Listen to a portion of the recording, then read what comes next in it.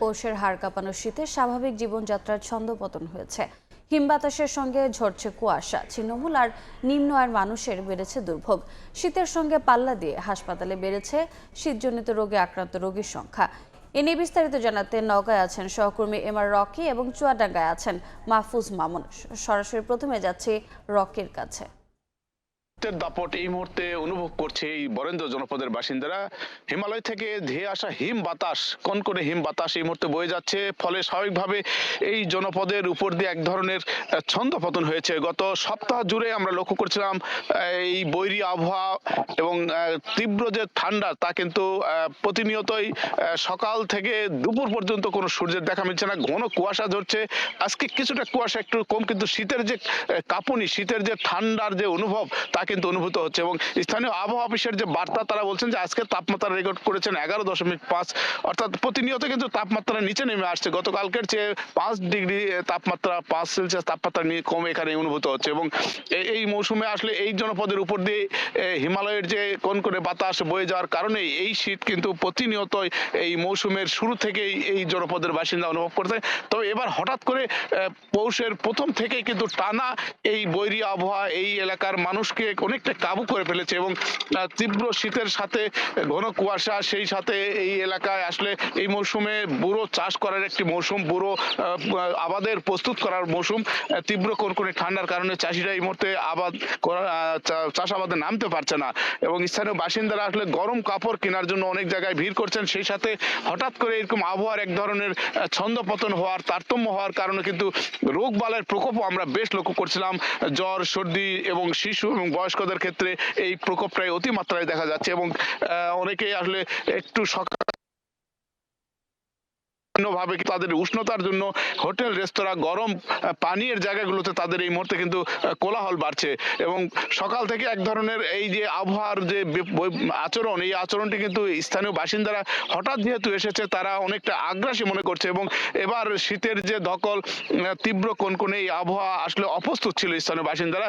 আমরা লক্ষ্য করছিলাম আসলে গত সপ্তাহ জুড়ে এই পরিস্থিতিতে অনেকেই কিন্তু গরম কাপড় কেনার একদিকে যেমন ভিড় করছেন, অন্যদিকে কিন্তু বিত্তবানদের একটা সহযোগিতা কামনা করছেন। কারণ ছিন্নমূল অসহায় মানুষের এই শীতের যে পরিস্থিতি মোকাবেলা করার যে প্রস্তুতি থাকে, তা কিন্তু হঠাৎ শীত তীব্র আকার ধারণ করার কারণে তা কিন্তু অনেকটাই বেকায়দা পড়েছেন। অনেক কিন্তু কষ্টের কথা তারা জানাচ্ছেন। এবং এই পরিস্থিতিতে আসলে প্রশাসনের পক্ষ থেকে খুব সামান্য পরিমাণে গরম কাপড় স্থানীয় ইউনিয়ন পরিষদের মাধ্যমে সরবরাহ করা হয়েছে। কিন্তু বিপুল জনগোষ্ঠী, বিশেষ করে এই অঞ্চলের আদিবাসী জনগোষ্ঠীরা প্রান্তিক পর্যায়ে তারা বসবাস করে থাকে, তাদের ক্ষেত্রে কিন্তু আরেকটু সচেতনতা, প্রশাসনের পক্ষ থেকে সহযোগিতা তারা কামনা করছেন। সব মিলে সপ্তাহ জুড়ে এই বৈরী আবহাওয়া জনজীবনে বড় ধরনের একটা নেতিবাচক প্রভাব ফেলেছে। রোগ বালাই, প্রকৃতি, প্রাণ প্রকৃতির উভয় ক্ষেত্রে কিন্তু এক ধরনের ছন্দপতন আমরা লক্ষ্য করছিলাম। গতকাল সারাদিন সূর্যের দেখা মেলেনি।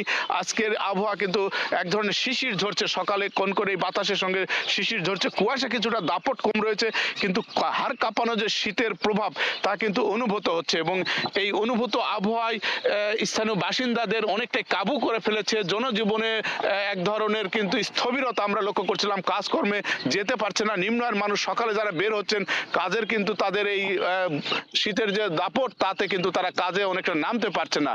সব মিলে এই বৈরী আবহাওয়া, স্থানীয় আবহাওয়া অফিসের পক্ষ থেকে বার্তা দেওয়া হয়েছে আগামী সপ্তাহের দিয়ে কিন্তু আরেক দফা তাপমাত্রা নিচে নেমে যাওয়ার কথাই কিন্তু আবহাওয়া অফিস থেকে জানানো হয়েছে। আমরা শীতের আরো খবর জানবো, আমাদের সহকর্মী রয়েছেন চুয়াডাঙ্গায়, জানাবেন সার্বিক পরিস্থিতি। পৌষ মাসের মাঝামাঝি সময়ে চুয়াডাঙ্গায় জেঁকে বসেছে হিমশীত। জনজীবন বিপর্যস্ত হয়ে পড়েছে। খেতে খাওয়া এবং ছিন্নমূল মানুষগুলো চরম দুর্ভোগে রয়েছে এই শীতের কারণে। উত্তরের হিমেল বাতাস আর ঘন কুয়াশার কারণে শীত বেশি অনুভূত হচ্ছে জনজীবনে। মানুষ অনেকটাই দুর্ভোগে রয়েছে। প্রতিনিয়তই তাদের শীতের সাথে একরকম যুদ্ধ করে চলতে হচ্ছে জীবন জীবিকার মাঝে। তারপরেও হচ্ছে চুয়াডাঙ্গাতে শীতের তীব্রতা কোনোভাবে হ্রাস পাচ্ছে না। আজ সকাল 6টায় চুয়াডাঙ্গায় চুয়াডাঙ্গায় সর্বনিম্ন তাপমাত্রা রেকর্ড করা হয়েছে 12.8 ডিগ্রি সেলসিয়াস। তাপমাত্রা কিছুটা বাড়তি থাকলেও আকাশ মেঘলা এবং কুয়াশাচ্ছন্ন আর হিম ঠান্ডা বাতাস থাকার কারণেই হচ্ছে শীত বেশি অনুভূত হচ্ছে। চুয়াডাঙ্গাতে হচ্ছে কর্মজীবী এবং ছিন্নমূল মানুষগুলো চরম দুর্ভোগে রয়েছে। কৃষকরা মাঠে গিয়ে কাজ করতে পারছে না, তার কারণ হচ্ছে কুয়াশা পড়ছে, ঠান্ডা বাতাস, তারা যে হাত দিয়ে কাজ করবে সেটাও হচ্ছে সম্ভব হচ্ছে না তাদের পক্ষে। দুর্ভোগ যেন নিত্য সঙ্গী হয়েছে এই শীতে পৌষের মাঝখানে। আর উত্তরের হিমেল বাতাস যেভাবে জেঁকে বসেছে তাতে করে হচ্ছে মানুষ একেবারে অসহায় হয়ে পড়েছে। চুয়াডাঙ্গা জেলা প্রশাসনের পক্ষ থেকে যে কম্বল বিতরণ করা হচ্ছে শীতার্ত মানুষের জন্য, সেগুলো প্রয়োজনের তুলনায় অনেকটাই কম, যার কারণে হচ্ছে ছিন্নমূল এবং অসহায় মানুষগুলোকে চরম দুর্ভোগের মধ্যে পড়তে হচ্ছে। অন্যান্য বেসরকারি সংগঠনের পক্ষ থেকে যদি জেলায় কম্বল বিতরণ করা হয় তাহলে শীতার্ত মানুষরা অনেকটাই হচ্ছে দুর্ভোগ থেকে লাঘব পাবে। তাপমাত্রা হচ্ছে হ্রাস পাওয়ার সম্ভাবনা আছে বলে জানিয়েছেন চুয়াডাঙ্গা আবহাওয়া অফিস থেকে। তাপমাত্রা হচ্ছে 9 থেকে হচ্ছে 13 ডিগ্রির ভেতরে প্রতিদিনই ওঠানামা করছে, যার কারণে হচ্ছে শীত অনেকটাই বেড়েছে। আমি যেখানে দাঁড়িয়ে রয়েছে তার পাশে দেখছি পথচারী এবং ছিন্নমূল মানুষরা হচ্ছে আগুন জ্বালিয়ে উষ্ণতা নেওয়ার চেষ্টা করছে শীত থেকে বাঁচার জন্য। তার মানে শীত এতই প্রভাব বিস্তার করেছে চুয়াডাঙ্গা জেলায় যে সেটা হচ্ছে বলে হচ্ছে বোঝানো যাবে না।